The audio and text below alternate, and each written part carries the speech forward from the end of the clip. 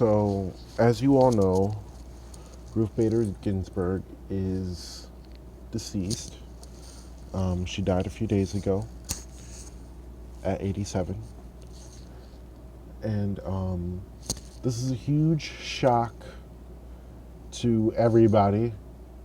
Um, Everybody on all aisles of politics.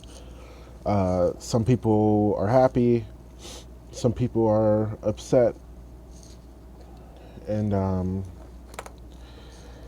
it sucks that this happened at the time it did. One, because it's just sad all around that we lost a Supreme Court justice, and two, now we are basically at the hands of Trump and him getting a third pick for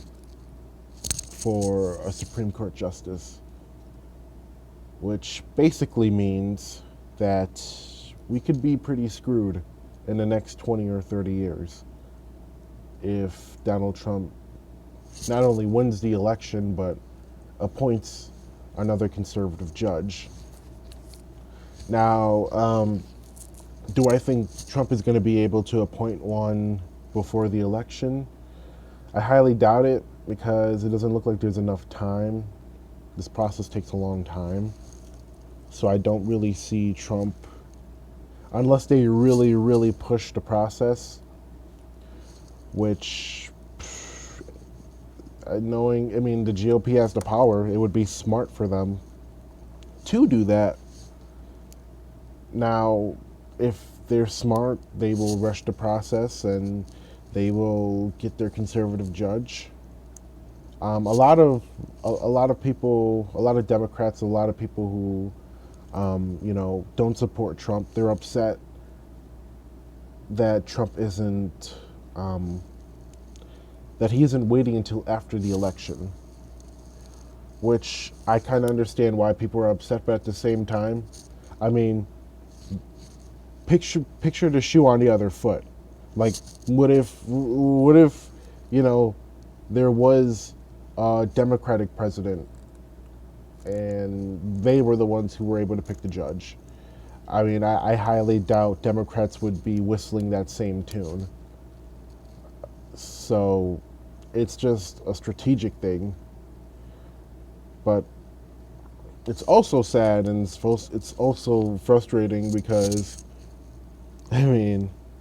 now we're going to have 20 to 30 years of corporations winning, of social issues not being uplifted, like a lot of things that people are scared about is abortion, which, fear not, over 60% of Americans agree with abortion, and amending the Constitution, that's slim to none.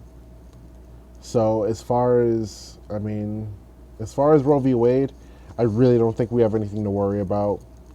Granted, if states make their own abortion laws or whatnot, or if there is an abortion case that is brought up to the Supreme Court, we are screwed. We're definitely pretty screwed. Criminal justice too, not just conservative judges, but liberal judges and SCOTUS in general, they usually side with the police. So, the war on drugs, searches and seizures, those things are at stake too. They ruled that dogs sniffing around your car is constitutional for drugs. So we're going to have a lot of cases where liberty-based policies are just not going to be uplifted or held up. Granted, the Second Amendment, but come on, let's face it, even conservatives are for gun control these days, i.e. Donald Trump. Interesting fact, she loved opera and she used to play the cello. I used to play the cello, so I thought that was pretty interesting. Um, so the GOP Senate, um, they definitely can confirm Trump's appointee. There are two Republican senators that said they're not going to vote and they are going to wait until after the election, which I thought was pretty honorable, but you know, a lot of conservatives are pissed about it.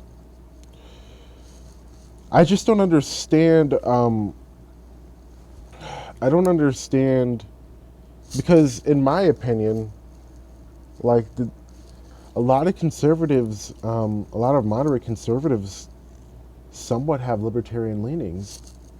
So when they get all excited for judges like Brett Kavanaugh, who deemed the NSA constitutional, I just don't understand. Like, they always talk about these judges being constitutionalists, quote unquote, but like 9 times out of 10, a constitutional conservative is a far right winger. So they don't, that's not liberty. That's definitely not liberty. But this is the problem we have with, the judicial branch. We treat it's an oligarchy basically. Like, why are they not running for elections, or why is there not term limits? Like, we're talking about these judges being on the bench for 25, 30 years. And they're there for life, or unless they retire. But I don't think we should have a system like that. I think we should have more seats and we should have more term limits, and that these judges should have to run for office like the rest of the branches.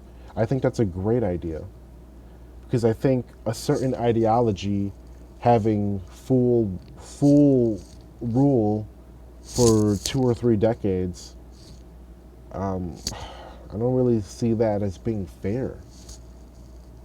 And term limits, not necessarily term limits, but just elections, because I don't really believe in term limits. I believe if you're going to be a corrupt politician, term limits aren't going to stop you. You're just going to have 4 or 8 years to be corrupt, and then somebody who's corrupt is just going to replace you.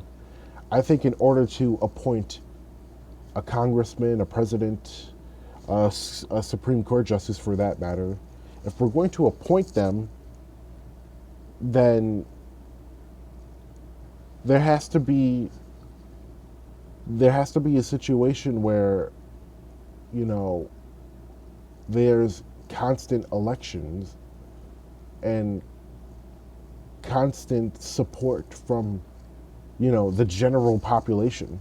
Like I said, this is an oligarch. The president gets to pick somebody who's prestige enough to become SCOTUS. And I just think we should have a system where the people pick SCOTUSes, and then have 4-year elections, 2-year elections, however we want to do it. But her death is a really good example as to why this whole appointed for life thing just shouldn't be a thing. So we're gonna have to see what the Senate does. We're gonna have to see what Donald Trump does. But I don't think he's gonna be able to get an appointee before the election. I just don't think he has enough time to do that.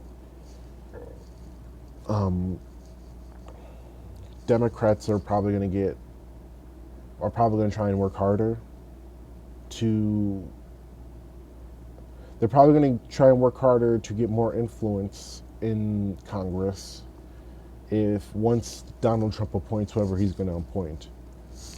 But I'm telling you guys now, doing what you're doing and not having a legit plan, running people like Joe Biden is never going to get you anywhere. So this shouldn't piss you off. Joe Biden's nomination should have pissed you off and should have made you want to work harder. But what do I know? I'm just an average Joe.